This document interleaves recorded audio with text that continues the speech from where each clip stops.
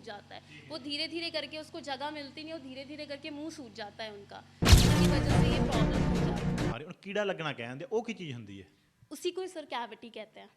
ਮਤਲਬ ਸਾਡੀ ਦੇਸੀ ਆਪਣੇ ਦੇਸੀ ਭਾਸ਼ਾ ਦੇ ਵਿੱਚ ਕਹਿੰਦੇ ਕੀੜਾ ਲੱਗ ਗਿਆ, ਉਹ ਅਸਲ ਕੈਵਿਟੀ ਹੁੰਦੀ ਹੈ। असल में वो कैविटी होती है, इंग्लिश में हम कैविटी। आजकल की जनरेशन बहुत कुछ खाती है, पहले इतना जंक फूड नहीं होता था जो अब है ना। तो पहले के टाइम में और अब के टाइम में बहुत फ़र्क है। ਜੰਕ ਫੂਡ ਦਾ ਵੀ ਜਿਹੜਾ ਦੰਦਾਂ ਤੇ ਇਫੈਕਟ ਜ਼ਿਆਦਾ ਪੈਂਦਾ ਹੈ। ज़्यादा पड़ता है, क्योंकि आप ये देखो ना, अगर आप बर्गर खाते हो सिंपल, उसमें चीज़ की लेयर्स कितनी होती है, चीज़ का सबसे ज़्यादा इफेक्ट करता है।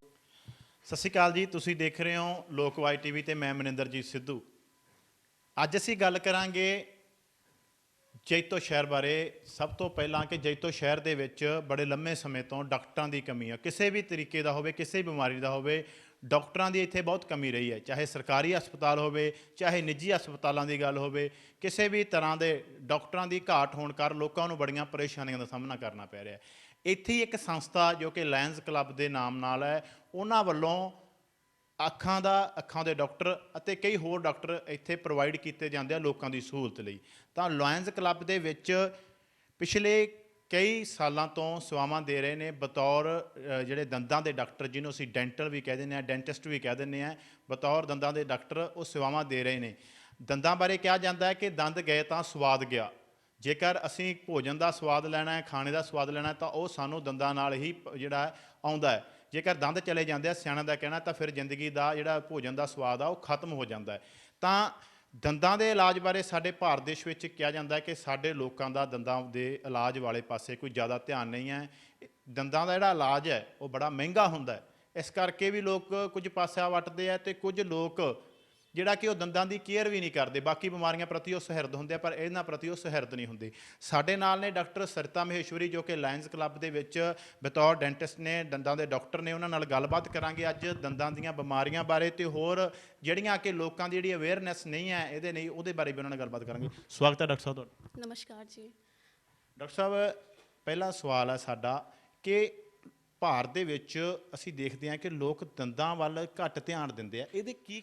ਡਾਕਟਰ ਸਾਹਿਬ, ਪਹਿਲਾ ਸਵਾਲ ਆ ਸਾਡਾ ਕਿ ਦੰਦਾਂ ਦੀਆਂ ਕਿਹੜੀਆਂ ਬਿਮਾਰੀਆਂ ਹੁੰਦੀਆਂ, ਉਹਨਾਂ ਦਾ ਇਲਾਜ ਕੀ ਹੈ ਅਤੇ ਪਰਹੇਜ਼ ਕੀ ਹੈ, ਇਹਦੇ ਬਾਰੇ ਜ਼ਰੂਰ ਦੱਸੋ, ਸਾਰੀਆਂ ਬਿਮਾਰੀਆਂ ਬਾਰੇ ਡਿਟੇਲ ਦੇ ਵਿੱਚ। सबसे पहले बीमारी तो है गम डिजीज़ेस। सेकंड पे आ जाता है जिसको हम कहते हैं रूट केनाल ट्रीटमेंट, जिसमें हम कह देते हैं नस का इलाज होना। ठीक है जी। उसके बाद और भी बीमारियां हैं, जैसे लाइकन प्लानस हो जाता है, साथ में माउथ अल्सर्स हो जाते हैं, जिनको हम एप्थस अल्सर्स भी कह देते हैं। अगर आप ज़्यादा सिगरेट्स पीते हो, एल्कोहल्स लेते हो, तो उसकी वजह से भी ज़्यादा प्रॉब्लम्स आती हैं। अगर आप मीठा खाते हो, सॉल्टी ज़्यादा खाते हो, राइट। अगर हम सबसे पहले बात करें गम डिजीज़ की, तो गम डिजीज़ होती क्या है, मसूड़ों की प्रॉब्लम है क्या। सबसे पहली जो चीज़ है वो है आपको इसको कैसे बचाना है। ठीक है। तो रात को जब भी आप सोते हो, राइट, सोने से पहले आपको ब्रश बहुत ज़रूरी है। अगर आप ब्रशिंग नहीं करोगे तो वो धीरे धीरे करके अंदर ही अंदर इन्फेक्शन पनपता जाता है, जो दांतों के ऊपर परत तो जमाता है, लेकिन जो मसूड़ों के अंदर अगर ज़रा सा भी गैप हो गया इन बिटवीन द टूथ, तो वो अंदर ही अंदर जाके कैविटी क्रिएट कर देता है दांत के अंदर, और मसूड़ों के अंदर सारा का सारा जो भी खाना है, फूड बेवरेजेस है, वो धीरे धीरे करके अंदर चले जाते हैं। तो जिसकी वजह से ये गम डिजीज़ हो जाती हैं। इससे सबसे पहले तो पायरिया बोल देते हैं, जिसको हम नॉर्मल लैंग्वेज में कह देते हैं पायरिया हो गया जी, है ना। तो उसके लिए ये है कि आप डेंटिस्ट के पास विजिट करो, क्योंकि आप ब्रशिंग करोगे तो वो नहीं निकलेगा। ब्रश के साथ अगर आप करोगे तो वो बिल्कुल भी नहीं निकलेगा, आपको खुद डेंटिस्ट के पास विजिट करना पड़ेगा। हमारे पास इक्विपमेंट्स है, जैसे अल्ट्रासोनिक यूज़ करते हैं हम, उसके साथ हम स्केलिंग करते हैं। फिर स्केलिंग से जो बाहर की जो परत होती है, जिसको हम कैलकुलस कह देते हैं, पहले प्लाक होता है। प्लाक में क्या मतलब होता है कि सॉफ्ट डिपॉजिट्स, अगर आप धीरे धीरे एकदम से कभी भी वो इतना बड़ा नहीं होता है, डिजीज़ धीरे धीरे करके ही आगे बढ़ती हैं। तो सबसे पहले प्लाक होता है जिसमें सॉफ्ट डिपॉजिट्स होते हैं। अगर आप वो क्लीन नहीं कर पाते हो, ब्रशिंग टेक्निक भी होना बहुत ज़रूरी है। अगर ब्रश आप अच्छे तरीके से नहीं कर रहे हो तो उससे भी प्रॉब्लम्स होती है, वो मैं बाद में बताऊँगी कि टेक्निक कैसे यूज़ की जाती हैं। हाँ जी। तो सबसे पहले क्या है कि आपको जो अंदर की गम डिजीज़ है उसको क्लीन करने के लिए बस यही है, एक तो आपको रूटीन में ब्रशिंग सुबह शाम, ठीक है जी, और आपको लिस्ट्रीन जैसे माउथ वॉशेस आते हैं वो यूज़ करना बहुत ज़रूरी है रेगुलर बेसिस पे। ठीक है जी। और बाकी आप जो भी नियर बाय आपके डेंटिस्ट हैं उनको आपको उनके पास जाना बहुत ज़रूरी है ताकि वो सारा कुछ आपका बता दें कि आपको क्या प्रॉब्लम है, क्या नहीं है, वो ज़्यादा अच्छे से बता पाएंगे आपको। ठीक है जी। और बाकी स्केलिंग के बाद हम आ जाते हैं पॉलिशिंग पे। स्केलिंग के बाद पॉलिशिंग इसलिए ज़रूरी है, वैसे ये दोनों चीज़ें इंपॉर्टेंट होती हैं, स्केलिंग प्लस पॉलिशिंग। स्केलिंग के बाद पॉलिशिंग इसलिए ज़रूरी है कि स्केलिंग से जो चीज़ें नहीं निकल पाती हैं वो पॉलिशिंग रिमूव कर देती है। वो एक सॉफ्ट डिपॉजिट ही होता है, एक तरह का मटेरियल होता है जिसको हम अप्लाई करके, जैसे हमारा टूथपेस्ट होता है वो उसी तरह का होता है, उसको हम अच्छे से अप्लाई कर देते हैं और उसके साथ मशीन के साथ हम उसको क्लीन कर देते हैं। उससे ये है जो थोड़ी बहुत येलोनेस होती है, जो स्केलिंग करके थोड़ा बहुत खुरदरापन आ जाता है, रफनेस हो जाती है, वो उससे क्लीन हो जाती है। तो बेसिकली स्केलिंग एंड पॉलिशिंग इसी को कहते हैं, जिससे ये है कि आप पहले करवा लो, उसके बाद आपकी जो गम डिजीज़ है वो वैसे ही ख़त्म हो जाती हैं। ठीक है जी। उसके बाद हम आ जाते हैं रूट कैनाल सिस्टम पे। रूट कैनाल क्या होता है, उसको हम कह देते हैं कि नस का इलाज करवाना। ठीक है जी। वो आपको कैसे पता चलेगा कि आपको ये प्रॉब्लम है और ये प्रॉब्लम ना आए। तो अगर आपको कुछ भी ठंडा गरम फील हो रहा है, जैसे हम कह देते हैं जी हमारे दांतों में बहुत ज़्यादा गरम लगता है, या कुछ भी गरम चीज़ खाते हैं या ठंडा खाते हैं, अगर तो देखो आपको ठंडा लग रहा है, इसका मतलब कि वो बिल्कुल पीक पॉइंट पे है, कि मतलब आपका पीक पॉइंट पे है, आपको और ज़्यादा तकलीफ़ हो सकती है बाद नस। बिल्कुल बिल्कुल, जैसे पल्प कह देते हैं हम, नसों की प्रॉब्लम ही होती है ये। तो वो अगर ठंडा आपको लग रहा है, इसका मतलब आपको गर्म भी लगना शुरू हो सकता है। और अगर गर्म शुरू है, इसका मतलब वो कीड़ा काफ़ी नीचे तक पहुंच गया है, जिसकी वजह से जड़ तक पहुंच गया, जिसकी वजह से वो प्रॉब्लम आ रही है, जिसको हम कह देते हैं कि इन्फेक्शन ही है। छोटी सी कैविटी होती है, फिर धीरे धीरे करके बढ़ती है। It will take long time. जैसे कि हम कह देते हैं एकदम से वो कैविटी इतनी बड़ी नहीं हो जाती। कोई पेशेंट आते हैं हमारे पास, कह देते हैं डॉक्टर साहब अभी तो थी नहीं, वो एकदम से इतनी ज़्यादा हो गई, तो वो उनको दिखती नहीं है, बिकॉज वो मुंह में इतना देख नहीं सकते ऊपर या नीचे, राइट। तो वो इट विल टेक टाइम, जैसे 2 to 3 ईयर्स, 1 से 2 साल, ज़्यादा से ज़्यादा 3 साल टाइम लेता है दांत खराब होने में। ठीक है जी। तो वो चीज़ होती है उसमें, बस वही है। रूट कैनाल में हम क्या करते हैं, सिंपली पहले तो हमें एक्सरे करना होता है। एक्सरे भी हम तो करते हैं अगर बहुत ज़्यादा ज़रूरत हो तो, क्योंकि एक्सरे से भी बहुत ज़्यादा रेडिएशंस आती हैं जो इफ़ेक्ट करती हैं स्पेशली लेडीज़ को। ठीक है जी।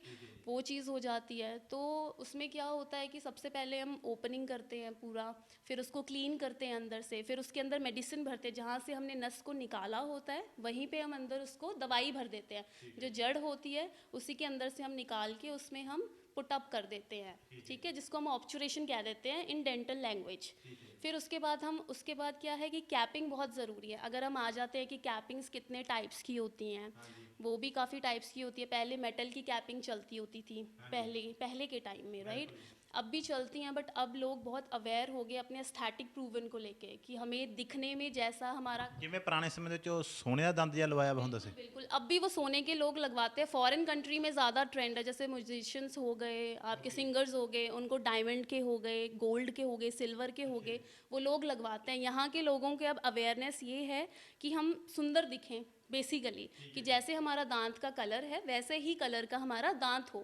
अगर आप आगे वाला दांत है, आप स्माइल करोगे, मेटल का लगाओगे, तो वो इट्स क्वाइट ऑब्वियस कि वो अच्छा नहीं दिखेगा, है ना। तो वो चीज़ हो जाती है। तो हमारे पास वही एक मेटल का है, जिसको मेटल भी यूज़ करते हैं कोई कोई पेशेंट। बाकी एक PFM बोल देते हैं, पोर्सिलिन मेटल फ्यूज्ड बोलते हैं उसको। तो उसमें क्या है कि पोर्सिलिन फ्यूज्ड मेटल में, जैसे हमारे पास ये है, इसके अंदर आपका मेटल होता है, बाहर आपका पोर्सिलिन होता है। तो जैसे आपका दांत का कलर है वैसा ही सेम आपका दूसरा हो जाएगा। और जो हमारे पास है ईमेक्स बोल देते हैं इनको, और इसी में लैमिनेट्स आ जाते हैं, इसी में जरकोनिया बोल देते हैं इसको। तो इसके अंदर मेटल नहीं होता है। कल को आप जैसे MRI करवाते हो, कुछ भी करवाते हो, तो वो ज़्यादा अच्छा रहता है एज़ कम्पेयर टू मेटल। और इसकी लाइनिंग्स भी बहुत अच्छी होती है, कंफर्टेबल होता है, और इसका जो बायो कंपैटिबल है बॉडी के साथ, कोई इतनी दिक्कत है नहीं इसमें। और एस्थेटिकली भी प्रूवन है कि जैसे आपका दांत का कलर है वैसा ही है। जैसे अगर आप लाइट पास करते हो दांतों को तो वो शेड जाता है, वैसे इसमें भी है। इसकी 5 साल की वारंटी कार्ड भी हम पेशेंट्स को देते हैं। और जैसे किसी ने दांतों का, हम कह देते हैं कि जी हमें दांत टेढ़े मेढ़े हैं, अगर वो वायरिंग नहीं लगवाना चाहते, कि जी हमारी उम्र होगी, हम वायरिंग नहीं लगवाना चाहते हैं, तो उसके लिए हम लैमिनेट्स लगा देते हैं, जिसको हम कह देते हैं स्माइल डिज़ाइनिंग। कि जैसे अगर टेढ़े मेढ़े दांत हैं, दांतों में गैप है, हम 2-3 साल नहीं वायरिंग लगवाना चाहते, तो उसके लिए हम लैमिनेट्स लगा देते हैं। तो उसमें ये होता है कि जैसे आपका नॉर्मल अगर आपके टेढ़े ऐसे दांत भी सीधा करके और उस पर लैमिनेट्स पुट कर देते हैं तो वो अच्छे से हो जाता है। बाकी और डिजीज़ में मेनली तो अल्सर्स होते हैं जो धीरे धीरे करके बड़े भी हो जाते हैं, कुछ अल्सर्स, और कुछ नॉर्मल भी हो जाते हैं। और ਜਿਹੜੇ ਅਲਸਰ ਹੁੰਦੇ ਆ ਇਹ ਦੰਦਾਂ ਦੇ ਵਿੱਚ ਹੁੰਦੇ ਆ ਜਾਂ ਗਮਸ ਦੇ ਹੁੰਦੇ ये दांत के बीच में भी हो जाते हैं। दांत के बीच में तब होते हैं जब आपका पस पड़ जाती है नीचे, जिसको हम कहते हैं रेशा। अगर आप दांत बिल्कुल ख़राब है आपके दांत और धीरे धीरे करके आप दवाइयाँ खा रहे हो कि जी बाद में जाएंगे डॉक्टर के पास, विजिट बाद में करेंगे, और धीरे धीरे करके क्या होता है वो दांत तो वैसे ही सड़ गया अंदर से। जब वो सड़ जाता है दांत तो नीचे उसको बाहर निकलने के लिए कोई जगह नहीं होती है, जिसको हम कह देते हैं कि जी दांत पूरा बंद है आपका। जब तक हम अंदर से उसको होल नहीं करेंगे ऊपर से तो वो जगह नहीं बनती उसकी, तो वो फोड़ा कह देते हैं हम कि जी फुंसी होगी, जो आपके मसूड़े होते हैं उसके बाहर से फुंसी निकलने शुरू हो जाती है, तो वो नीचे पस बन जाती है आपके मुंह में। जैसे आपके यहाँ पे जो जॉ लाइन होती है वहाँ पे क्या है, पस बन जाती है नीचे। तो पस बनते बनते क्या होता है कि वो बाहर की तरफ फोड़ा बना लेता है, क्योंकि ऊपर से तो वो निकल नहीं पाता है। तो एक ये भी बहुत बड़ी प्रॉब्लम है कि पेशेंट्स तब आते हैं जब उनका मुंह सूज जाता है। वो धीरे धीरे करके उसको जगह मिलती नहीं और धीरे धीरे करके मुंह सूज जाता है उनका, जिसकी वजह से ये प्रॉब्लम हो जाती है। ये चीज़ है। ਜਿਹੜੀ ਇਹ ਤੁਸੀਂ ਸ਼ਬਦ ਕਿਹਾ ਸੀ ਕੈਵਿਟੀ, ਕੈਵਿਟੀ ਅਸੀਂ ਮਸ਼ਹੂਰੀਆਂ 'ਚ ਵੀ ਸੁਣਦੇ ਹਾਂ ਹੋਰ ਵੀ, ਇਹ ਕੈਵਿਟੀ ਕਿਵੇਂ ਬਣਦੀ ਆ ਤੇ ਇਹਦੇ ਕੀ ਕੀ ਇਹਦਾ ਕਿਵੇਂ ਕਿਵੇਂ ਇਫੈਕਟ करती है जी? कैविटीज़ के बहुत सारे टाइप्स होते हैं। एक सिंपल दांत है आपका, कैविटी एक क्लास 1 से लेके क्लास 5 क्लास 6 तक होती है। क्लास 1 में कैविटीज़ में क्या होता है, जो ऊपर कैविटी बन जाती है, अगर आप ब्रशिंग नहीं करोगे तो वो पिट्स बन जाते हैं, छोटे छोटे पिट एंड फिशर्स बन जाते हैं। वो बिल्कुल छोटी सी होती है, वो आपको दिख भी जाती है आपके मुंह में। अगर आप उसको वहीं पे कंट्रोल कर लेते हो तो वो ज़्यादा डीप नहीं जाती है। अगर आप सोचते हो कि छोटा सा है बाद में जाएंगे, तो वो धीरे धीरे करके क्या है डेवलप होती जाती है, वो बढ़ती जाती है दांत की। वो छोटा सा पिट होगा लेकिन वो नीचे जाके दांत के नीचे जाके नस को इफेक्ट करता है, जिसकी वजह से सडन इफेक्ट आता है और सडनली आपको ठंडा गर्म शुरू हो जाता है लगना, और सडनली वो आपको इतना डिग्रेड कर देता है, इतना ज़्यादा डिस्ट्रॉय कर देता है दांत को, वो नस को पकड़ लेता है और उसकी वजह से धीरे धीरे अपसेस बन जाती है नीचे, जिसको हम कह देते हैं रेशा बन गया। धीरे धीरे रेशा बन जाता है और वो बाद में ख़राब हो जाता है दांत। ये चीज़ है। ਅੱਛਾ, ਇੱਕ ਤੁਸੀਂ ਰੇਸ਼ੇ ਦੀ ਗੱਲ ਕੀਤੀ। जैसे ਅੱਛਾ जी, ये बन जाता है धीरे धीरे, जैसे यहाँ पे कैविटी लगी है, इसको पिट एंड फिशर्स बोल देते हैं। ओके। ये कैविटी लगी, धीरे धीरे करके अंदर से उन्होंने क्या किया, कैविटी ने यहाँ पे कैविटी चली गई नीचे पल्प में, धीरे धीरे करके नीचे अपसेस बनती जाती है। ये जैसे रेड रेड है, ये अपसेस बनी हुई है, जिसको हम पस रेशा बोल देते हैं। वो धीरे धीरे करके यहाँ से जो आपका ये मसूड़ा है यहाँ से फोड़ा बना देता है। ओके जी। ठीक है जी, तो जिसकी वजह से ये बाहर निकलने की कोशिश करता है। तो इसका इलाज यही है, अगर आप रूट कैनाल टाइम से करवा लेते हो तो वो इजी रहता है, नहीं तो बाद में बहुत ज़्यादा मुंह सूजता है। वही पेशेंट तभी आता है हमारे पास जब उसको बहुत ज़्यादा एक्सेसिव प्रॉब्लम हो, नहीं तो डेंटिस्ट के पास कभी भी विजिट नहीं करता है। क्यों ਅੱਛਾ, ਇੱਕ ਹੋਰ ਹੈ ਜੀ ਬਿਮਾਰੀ, ਉਹਨੂੰ ਕੀੜਾ ਲੱਗਣਾ ਕਹਿੰਦੇ, ਉਹ ਕੀ ਚੀਜ਼ ਹੁੰਦੀ ਹੈ? उसी को ही सर कैविटी कहते हैं। ਮਤਲਬ ਸਾਡੀ ਆਪਣੇ ਦੇਸੀ ਭਾਸ਼ਾ ਦੇ ਵਿੱਚ ਕਹਿੰਦੇ ਆ ਕੀੜਾ ਲੱਗ ਗਿਆ, ਉਹ ਅਸਲ ਕੈਵਿਟੀ ਹੁੰਦੀ ਹੈ। असल में वो कैविटी होती है, इंग्लिश में हम कैविटीज़ बोल देते हैं।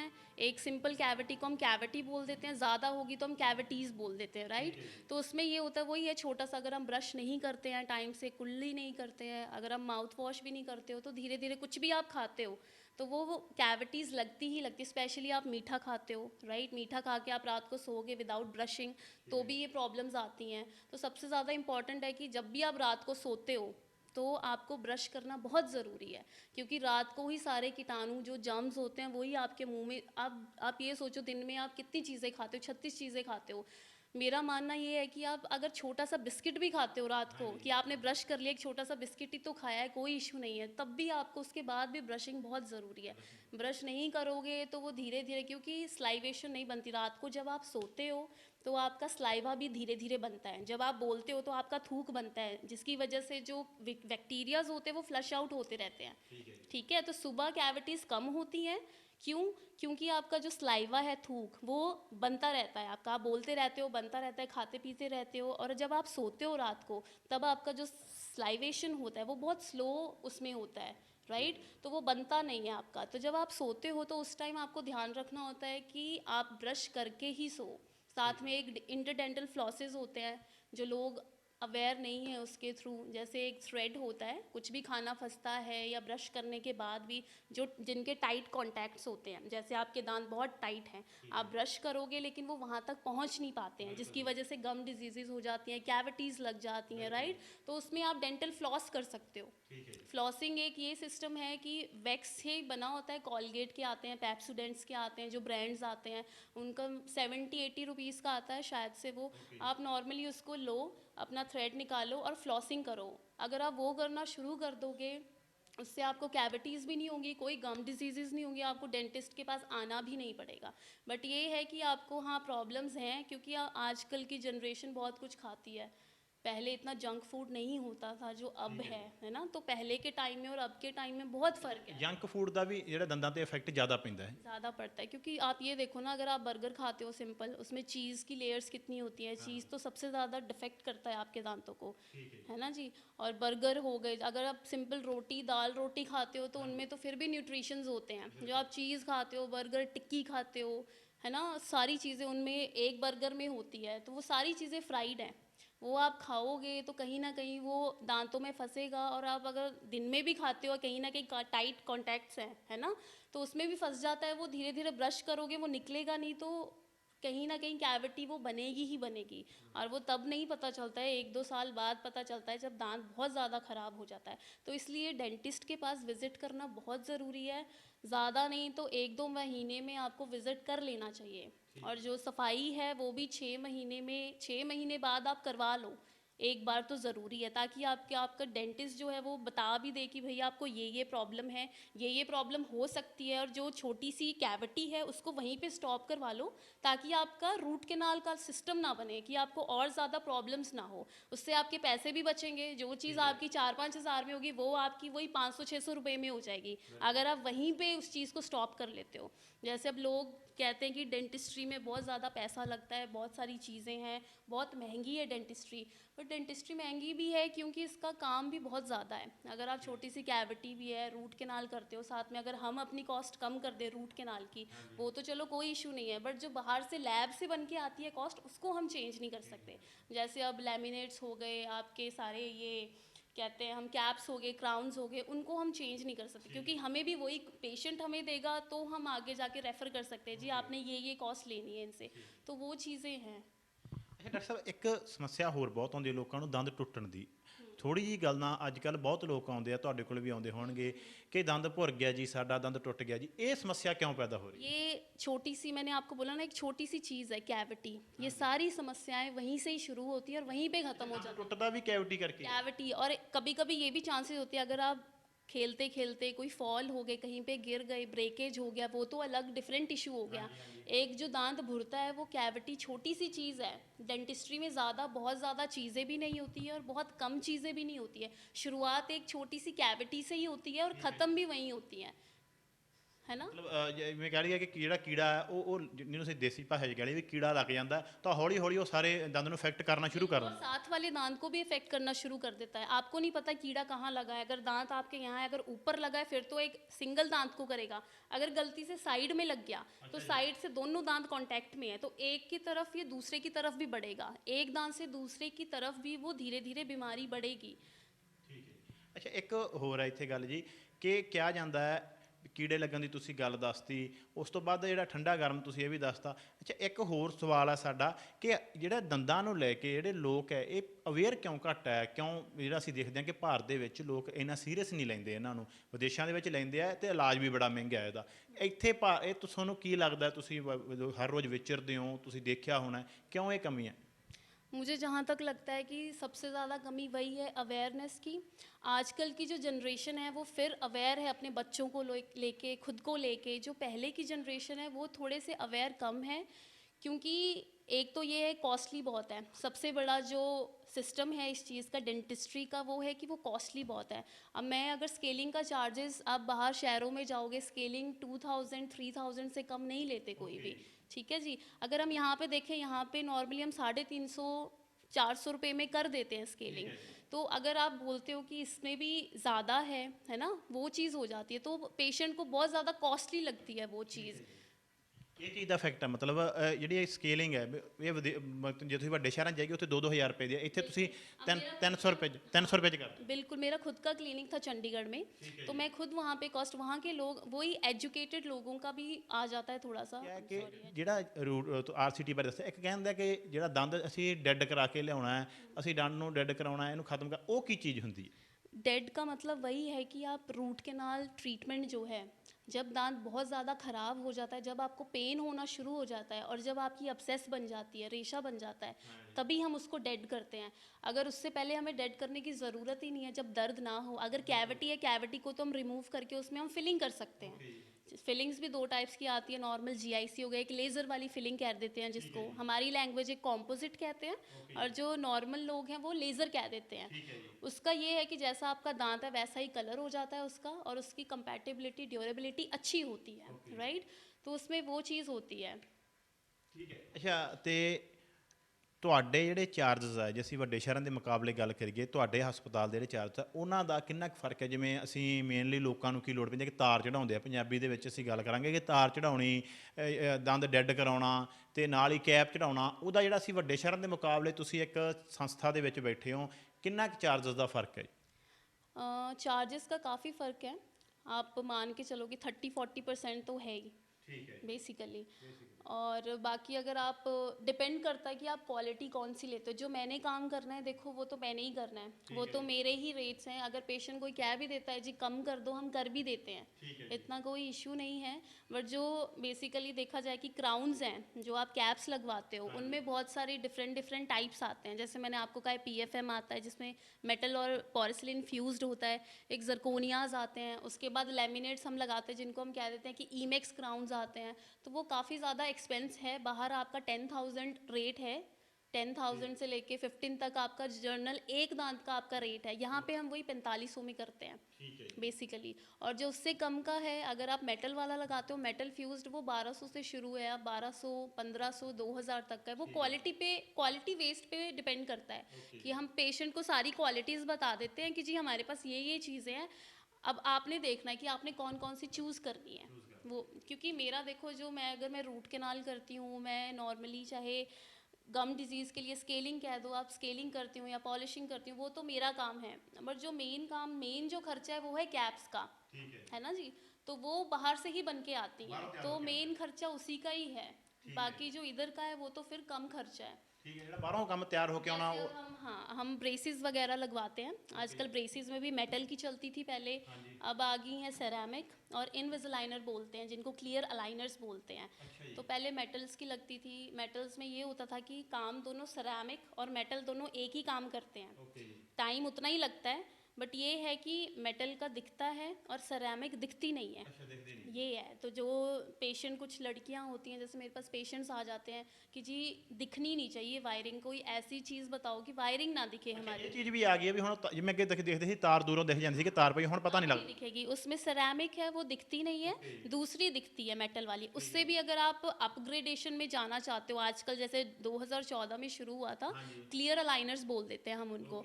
उसमें एक प्लास्टिक टाइप का गार्ड ले देते हैं हम, आपके इम्प्रेशन ले लेते हैं, बाहर से बन के आते हैं वो सिंपल। आपने नॉर्मली, हमने इम्प्रेशन ले लिए, आपकी ट्रेस दे दी हमने आपको, तो आपको हमारे पास विजिट नहीं करना पड़ता डेंटिस्ट के पास। हमने सिर्फ आपका काम करके दे दिया, आपको ट्रेस दे दी, 2-2, 1-1 महीने बाद हम आपको ट्रेस चेंज करके दे देते हैं। वो थोड़ा कॉस्टली होता है क्योंकि वो अब टेक्निक आई है, फॉरेन में यही टेक्निक यूज़ करते हैं। उससे ये आपको छाले नहीं पड़ते हैं, दर्द नहीं होता है, बहुत गोलियां नहीं खानी पड़ती है। तो वो बहुत ज़्यादा फ़र्क पड़ गया है चीज़ों का। जैसे जैसे न्यू टेक्निक्स आ रही हैं वैसे वैसे चीज़ों का बहुत फ़र्क पड़ गया है। ਅੱਛਾ, ਜਿਹੜੀ ਤੁਸੀਂ ਬ੍ਰੇਸਿਸ ਕਿਹਾ, ਤਾਰ ਜਿਹਨੂੰ ਅਸੀਂ ਕਹਿ ਦਿੰਦੇ ਆ, ਇਹਦੇ ਨਾਲ ਦੰਦਾਂ 'ਚ ਕੋਈ ਕਮਜ਼ੋਰੀ ਵੀ ਆਉਂਦੀ ਜਦੋਂ ਆਪਣੀ ਜਗ੍ਹਾ ਤੋਂ ਪਿੱਛੇ ਜਾਂਦੇ ਆ, ਕੋਈ ਅਜਿਹਾ ਕੋਈ ਹੁੰਦਾ? नहीं, कमज़ोरी नहीं आती है, बस हाँ ये कह सकते हैं कि थोड़ा बहुत बोन लॉस हो जाता है। अगर आप ज़्यादा, अगर ज़रा सा भी फोर्स, हमने 2 mm का लगाना है और आपने 3 mm का लगा दिया, तो उसमें बोन लॉस हो जाता है। बट इतना नहीं होता है, 2 mm और 3 mm का ज़्यादा कोई इतना वास्ट नहीं है, छोटा सा है वो। ज़रा सा हो भी जाए तो वो डॉक्टर मैनेज कर लेता है उस चीज़ को, बट इतना कोई वास्ट नहीं है कि बहुत ज़्यादा तकलीफ़ होती है या कुछ ख़राब है, क्योंकि दांतों में तार हम तभी लगाते हैं किसी के बाहर की तरफ है, किसी के टेढ़े मेढ़े दांत है, क्राउडिंग है, तब हम बेसिकली बोलते हैं पेशेंट्स को कि आप ये चीज़ करवाओ। अदरवाइज़ ज़रूरत तो है नहीं ब्रेसेस की, जब तक आपकी क्राउडिंग और टेढ़े मेढ़े दांत ना हो। और बाकी बच्चों में ज़्यादा है, अगर बच्चों में टेढ़े मेढ़े दांत हैं या ऊंचे हैं तो उनको पहले से ही 15-16 साल से हम कह देते हैं कि जी इनकी लगवा लो आप ब्रेसेस, ताकि बाद में प्रॉब्लम ना आए, क्योंकि तब कैल्सिफिकेशन हो रही होती है बच्चों की हड्डियां, हम कह देते हैं कि इतनी मजबूत नहीं है, सॉफ्ट होती हैं, राइट।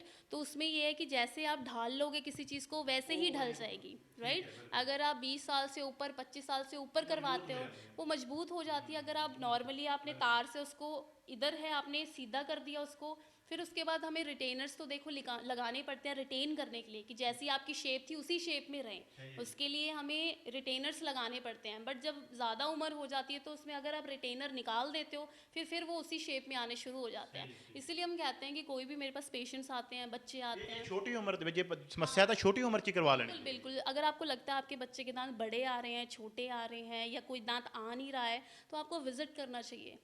ਦੇਖੋ ਦਰਸ਼ਕੋ, ਇੱਥੇ ਗੱਲ ਜਿਹੜੀ ਦੱਸੀ ਹੈ ਕਿ ਜੇਕਰ ਦੰਦਾਂ ਦੇ ਜਿਹੜੇ ਟੇਢੇ ਮੇਢੇ ਆ ਤੇ ਤੁਸੀਂ ਤਾਰ ਲਗਵਾਉਣ ਬਾਰੇ ਸੋਚ ਰਹੇ ਆ ਤਾਂ ਇਹ ਛੋਟੀ ਉਮਰ ਦੇ ਵਿੱਚ ਹੀ ਡਾਕਟਰ ਸਾਹਿਬ ਦਾ ਕਹਿਣਾ ਹੈ ਕਿ ਲਗਵਾ ਲੈਣੀ ਚਾਹੀਦੀ ਹੈ। ਜਿਵੇਂ ਬੰਦਾ ਵੱਡਾ ਹੁੰਦਾ ਹੈ ਤਾਂ ਜਿਹੜੀਆਂ ਹੱਡੀਆਂ ਮਜ਼ਬੂਤ ਹੋ ਜਾਂਦੀਆਂ, ਫਿਰ ਉਹਨਾਂ ਨੂੰ ਪਿੱਛੇ ਕਰਨਾ ਦੰਦਾਂ ਨੂੰ ਬਹੁਤ ਔਖਾ ਹੋ ਜਾਂਦਾ ਹੈ। ਅੱਛਾ ਡਾਕਟਰ ਸਾਹਿਬ, ਅੰਤ ਦੇ ਵਿੱਚ ਸਾਡੇ ਦਰਸ਼ਕਾਂ ਨੂੰ ਤੁਸੀਂ ਇਹ ਜ਼ਰੂਰ ਦੱਸੋ ਕਿ ਦੰਦਾਂ ਦੀ ਸਾਂਭ ਸੰਭਾਲ ਲਈ ਉਹਨਾਂ ਨੂੰ ਕੀ ਕਰਨਾ ਚਾਹੀਦਾ ਹੈ। सबसे पहले तो ब्रशिंग 2 टाइम्स, सुबह उठ के और रात को। सुबह चाहे आप नहीं भी करते हो, मैं ये नहीं बोलूँगी कि कोई इशू नहीं है, करना बहुत ज़रूरी है, बट रात को बहुत ज़रूरी है। जैसे कि मैंने आपको बोला कि जर्म सबसे ज़्यादा रात को ही होते हैं, तो वो करना बहुत ज़रूरी है ब्रशिंग। दूसरा आप ये कर सकते हो कि विज़िट करो डेंटिस्ट के पास। जब भी आपको लगे कि मेरे को कोई तकलीफ़ है या तकलीफ़ नहीं भी है, तब भी आप विज़िट करो कि अगर कोई छोटी मोटी चीज़ हो तो वो डेंटिस्ट आपका वहीं पे स्टॉप कर दे उस चीज़ को, राइट। ये चीज़ है। एंड बाकी आपको नॉर्मली माउथ वॉश करो, लिस्ट्रीन, कॉलगेट, जो भी आपको लगता है किसी भी ब्रांड का, सब में एक ही चीज़ है, कोई किसी में ज़्यादा है कोई किसी में कम है, कोई भी चीज़ आप यूज़ कर सकते हो बेसिक। बस ये जैसे हम दंत मंजन। ਅੱਛਾ ਡਾਕਟਰ ਸਾਹਿਬ, ਇੱਥੇ ਹੁਣ ਤੁਹਾਡੇ ਕੋਲੇ ਇਸ ਹਸਪਤਾਲ ਦੇ ਵਿੱਚ, ਤੁਹਾਡੇ ਕਲੀਨਿਕ ਦੇ ਵਿੱਚ ਕੀ ਸਹੂਲਤਾਂ ਮੌਜੂਦ ਹੈ ਜਿਹੜੀਆਂ, ਕਿਉਂਕਿ ਜੈਤੋ ਸਾਡਾ ਜੇ ਅਸੀਂ ਕਹੀਏ ਕਿ ਇਲਾਕਾ ਪਛੜਿਆ ਵਾ, ਇੱਥੇ ਡਾਕਟਰਾਂ ਦੀ ਬੜੀ ਕਮੀ ਹੈ, ਡਾਕਟਰਾਂ ਬਣੀਆਂ ਬਹੁਤ ਹੈ। ਤੁਸੀਂ ਜਿਹੜੀਆਂ ਦੰਦਾਂ ਦੇ ਬਾਰੇ ਕੀ ਸਹੂਲਤਾਂ ਇੱਥੇ ਦੇ ਰਹੇ ਹੋ, ਕਿਹੜੇ ਜਿਹੜੇ ਮਰੀਜ਼ ਆ ਤੁਹਾਡੇ ਕੋਲ ਇਲਾਜ ਕਰਵਾ ਸਕਦੇ ਆ, ਕੀ ਇੱਥੇ ਮੌਜੂਦ? हमारे पास नॉर्मल स्केलिंग से लेके सर्जिकल इम्प्लांट्स तक सारी चीज़ें अवेलेबल हैं। जैसे हमारे पास डॉक्टर की टीम भी है, अगर किसी ने ऑर्थोडोंटिक वायरिंग करवानी हो, ब्रेसेस बच्चों के, तो हमारे पास डॉक्टर बाहर से आते हैं। अगर इम्प्लांट्स करवाने हो, जिसको हम कह देते हैं आजकल न्यू टेक्निक चली है इम्प्लांट्स की, अगर किसी ने उतारने चढ़ाने वाले दांत नहीं लगाने, किसी के मुंह में एक भी दांत नहीं है, तो हम इम्प्लांट बेस्ड डेंचर्स लगा देते हैं पेशेंट को, कि इम्प्लांट्स पुट करके उसके बाद हमने डेंचर्स लगा दिए। साथ में रूट केनाल्स हो गए, कैपिंग्स होगी, स्माइल डिज़ाइनिंग बोल देते हैं हम, टूथ वाइटनिंग, जैसे हम ब्लीचिंग कर देते हैं पेशेंट्स की, है ना, तो वो भी है। साथ में गम डिजीज़ेस के जैसे सर्जिकल पार्ट्स होते हैं, अगर किसी का लास्ट में कोई सर्जरी करनी हो, गम सर्जरी, जिसके मसूड़े बिल्कुल नीचे हैं दांतों से, जैसे हम कह देते हैं कि दांत यहाँ तक है, मसूड़ा यहाँ तक होता है आपका, वो बिल्कुल नीचे आ जाता है ना, नॉर्मल लैंग्वेज में हम बोलें तो हम उनकी गम सर्जरी भी कर देते हैं। जैसे प्लांटेशन कर देते हैं, एक जगह से गम निकाल के दूसरी जगह लगा देते हैं हम, तो उससे ये है कि आपका दांत जो है सेव हो जाता है, उसको एंकरेज मिल जाती है, मजबूत हो जाता है। ਅੱਛਾ, ਤੇ ਤੁਸੀਂ ਦੇਖਿਆ ਕਿ ਕਿਸ ਤਰੀਕੇ ਦੇ ਨਾਲ ਡਾਕਟਰ ਸਾਹਿਬ ਨੇ ਦੱਸਿਆ ਕਿ ਜਿਹੜੀਆਂ ਦੰਦਾਂ ਦੀ ਬਿਮਾਰੀਆਂ ਉਹਨਾਂ ਨੂੰ ਵੀ ਸਾਨੂੰ ਸੀਰੀਅਸ ਲੈਣਾ ਚਾਹੀਦਾ। ਉਹਨਾਂ ਕਿਹਾ ਕਿ ਇੱਕ ਜਿਹੜੀ ਕੈਵਿਟੀ ਹੁੰਦੀ ਹੈ, ਜਿਹਨੂੰ ਅਸੀਂ ਪੰਜਾਬੀ ਦੇ ਵਿੱਚ ਕਹਿ ਦਿੰਦੇ ਹਾਂ ਕੀੜਾ ਲੱਗਣਾ, ਇਹ ਛੋੜੇ ਤੋਂ ਸ਼ੁਰੂਆਤ ਹੁੰਦੀ ਹੈ ਤੇ ਬੜੇ ਵੱਡੇ ਪੱਧਰ ਦੇ ਉੱਤੇ ਦੰਦਾਂ ਦਾ ਨੁਕਸਾਨ ਕਰਦੀ ਹੈ। ਤਾਂ ਉਹਨਾਂ ਕਿਹਾ ਕਿ ਰਾਤ ਨੂੰ ਸੌਂਦੇ ਸਮੇਂ ਬਰਸ਼ ਜ਼ਰੂਰ ਕਰੋ, ਸਵੇਰੇ ਵੀ ਕਰੋ, ਸਵੇਰ ਨਾਲੋਂ ਜ਼ਰੂਰੀ ਰਾਤ ਦਾ। ਅਸੀਂ ਆਮ ਤੌਰ 'ਤੇ ਕੀ ਕਰਦੇ ਹਾਂ ਕਿ ਸਵੇਰੇ ਤਾਂ ਅਸੀਂ ਕਰ ਲੈਂਦੇ ਹਾਂ ਕਿਉਂਕਿ ਅਸੀਂ ਬਾਹਰ ਨਿਕਲਣ ਦਾ ਸਾਨੂੰ ਹੁੰਦਾ ਵੀ ਸਮੈਲ ਨਾ ਆਵੇ ਮੂੰਹ ਦੇ ਵਿੱਚੋਂ, ਪਰ ਅਸੀਂ ਰਾਤ ਨੂੰ ਘੌਲ ਕਰ ਜਾਂਦੇ ਹਾਂ। ਤਾਂ ਰਾਤ ਨੂੰ ਵੀ ਜ਼ਰੂਰ ਬਰਸ਼ ਕਰੋ ਅਤੇ ਨਾਲ ਦੀ ਨਾਲ ਸਮੇਂ-ਸਮੇਂ 'ਤੇ ਜਿਹੜਾ ਆਪਣਾ ਡਾਕਟਰ ਹੈ, ਦੰਦਾਂ ਦਾ ਡਾਕਟਰ ਹੈ, ਉਹਨੂੰ ਦਿਖਾਉਂਦੇ ਵੀ ਰਹੋ, ਕਿਉਂਕਿ ਬੜੀਆਂ ਬਿਮਾਰੀਆਂ ਛੋਟੀ ਤੋਂ ਵੱਡੀ ਬਣ ਜਾਂਦੀ ਹੈ। ਸਾਡੇ ਦੇ ਵਿੱਚ ਇਹ ਕਮੀ ਹੈ ਕਿ ਅਸੀਂ ਬਿਮਾਰੀ ਉਦੋਂ ਹੀ ਡਾਕਟਰ ਕੋਲ ਜਾਂਦੇ ਹਾਂ ਜਦੋਂ ਕੋਈ ਵੱਡਾ ਰੂਪ ਧਾਰਨ ਕਰ ਜਾਂਦੀ ਹੈ। ਜਦੋਂ ਬਿਮਾਰੀ ਛੋਟੀ ਹੁੰਦੀ ਹੈ ਸਾਨੂੰ ਇਹ ਲੱਗਦਾ ਕਿ ਅਸੀਂ ਪਿੰਡ ਦੇ ਮੈਡੀਕਲ ਤੋਂ ਜਾਂ ਹੋਰਾਂ ਤੋਂ ਦਵਾਈ ਲੈ ਕੇ ਸਾਰ ਲਈਏ। ਤਾਂ ਦੰਦ ਸਾਡੇ ਮੂੰਹ ਦੀ ਸੁੰਦਰਤਾ ਲਈ, ਸਾਡੇ ਭੋਜਨ ਦੇ ਲਈ ਅਤੇ ਸਾਡੇ ਸਰੀਰ ਦੇ ਲਈ ਇੱਕ ਬੜਾ ਅਹਿਮ ਅੰਗ ਹੈ। ਇਹਨਾਂ ਨੂੰ ਛੋਟਾ ਸਮਝ ਕੇ ਇਹਨਾਂ ਦੇ ਇਲਾਜ 'ਤੇ ਜਿਹੜਾ ਖਰਚ ਕਰਨ ਤੋਂ ਪਰਹੇਜ਼ ਨਹੀਂ ਕਰਨਾ ਚਾਹੀਦਾ, ਸਮੇਂ-ਸਮੇਂ 'ਤੇ ਇਹਦਾ ਇਲਾਜ ਕਰਾਉਣਾ ਚਾਹੀਦਾ। ਤਾਂ ਡਾਕਟਰ ਸਾਹਿਬ ਨੇ ਦੱਸਿਆ ਕਿ ਜਿਹੜਾ ਇਹ ਹਸਪਤਾਲ ਹੈ ਇੱਥੇ ਘੱਟ ਰੇਟਾਂ ਦੇ ਵਿੱਚ ਤੁਹਾਨੂੰ ਵੱਡੇ ਸ਼ਹਿਰਾਂ ਵਰਗੀਆਂ ਫੈਸਿਲਿਟੀਆਂ ਮਿਲਦੀਆਂ। ਅਤੇ ਜਦੋਂ ਵੀ ਤੁਸੀਂ ਕਿਤੇ ਹੋਵੇ ਤਾਂ ਇੱਥੇ ਆ ਕੇ ਤੁਸੀਂ ਇਹਨਾਂ ਦੀ ਰਾਏ ਵੀ ਲੈ ਸਕਦੇ ਹੋ, ਤੇ ਜੇ ਕੋਈ ਤੁਸੀਂ ਇਲਾਜ ਕਰਵਾਉਣਾ ਤਾਂ ਉਹ ਵੀ ਇੱਥੋਂ ਕਰਵਾ ਸਕਦੇ ਹੋ।